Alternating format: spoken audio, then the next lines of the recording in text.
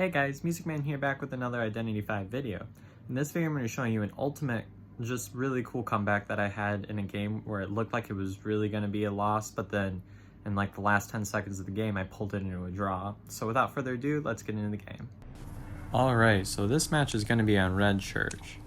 Red Church isn't my particularly favorite map for Bloody Queen, or really any hunter really. It's kind of hard to counter the tight kiting when I can't see through the walls. I'd say that the only hunter that's particularly strong in this map would have to be the Soul Weaver, just because the webs are strong around walls that they can web and easily get their stacked web speed bonus with all the webs. But either way, I choose to play Bloody Queen just because that's the hunter I'm most familiar with, and we'll see how this goes. I come across the Enchantress. I don't usually like to start with chasing the Enchantress. However, looking at the team composition, I was going to be kind of unsatisfied with anybody I came by. So that was a really bad broken mirror spawn. It was looking right, but then when I walked across the wall, then it ended up going to the animation of being like in front of the wall at the very last second. So now I'm just here chasing the Enchantress. It's taking a little while. I know she's got a stun, so I'm going to place my mirror there and try to get a hit on her, and I do. So now the Enchantress has a couple of stacks, but I'm still chasing her. You know me, after I start chasing someone, I don't typically like to give up on them until I end up losing them. So, especially if I've already put them on the chair. But this Enchantress is doing a really good job here. Enchantress is doing a phenomenal job just stalling for time. So now I'm just here, I end up getting a hit, and I'm taking the Enchantress to the chair. Now at this point, the Merc is going to come here while the others stay in decode.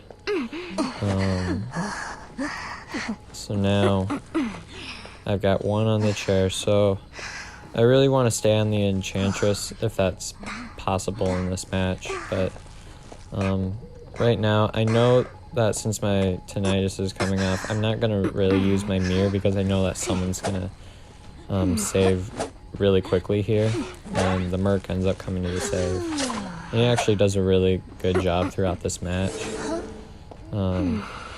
The Enchantress makes a smart move here, coming back to my main buy, and then ends up getting a stun and goes right to Church.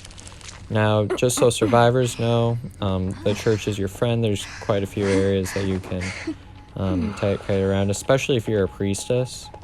If you're a priestess, there are quite a few things you can do with your portals and stuff that make it really tough on the hunter to do, to counter you. But the Enchantress actually goes to a pretty crummy area here, and she actually does a really good job juking me here. I don't really know how to juke this well as a survivor, but she's going to do a really good job, but I am eventually going to down her. And that's kind of inevitable when you get to a point where you're just kind of relying on juking. I'm going to take the Enchantress to the chair for a second time. And this was really annoying as a hunter. It was a smart move by the survivors. Now that there's one Cypher remaining, they just had one survivor go to decode it and get the Cypher primed, and then the other two went for the rescue.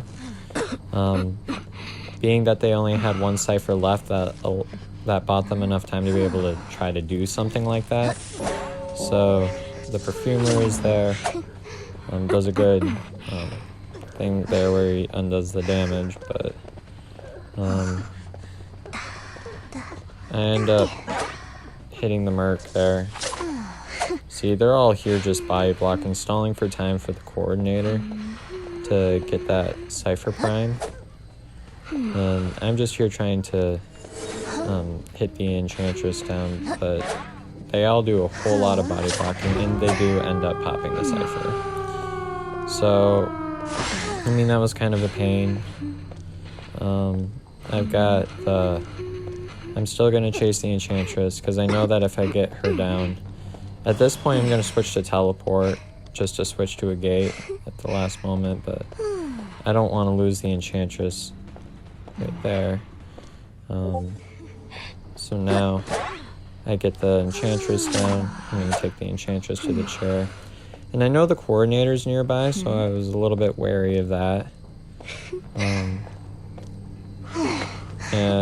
you could kind of see in the corner there's all those footsteps there. But I take the